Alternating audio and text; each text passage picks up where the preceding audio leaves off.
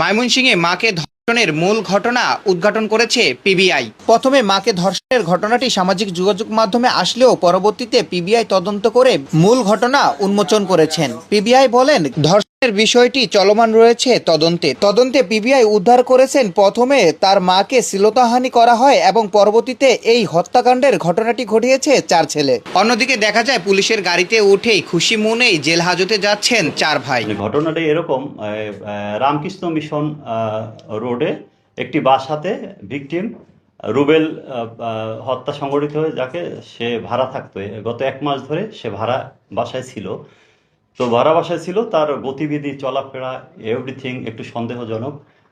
বাজে ছেলেদের নিয়ে আড্ডা বসাতো, তারপর মাদক সেবন করতো। এরকম অভিযোগের ভিত্তিতে 1 মাস পরে বাসার মালিক তাকে সতর্ক করে দেয় এবং জানিয়ে দেয় যে আপনাকে পরবর্তী মাস থেকে আর ভাড়া দেওয়া হবে না।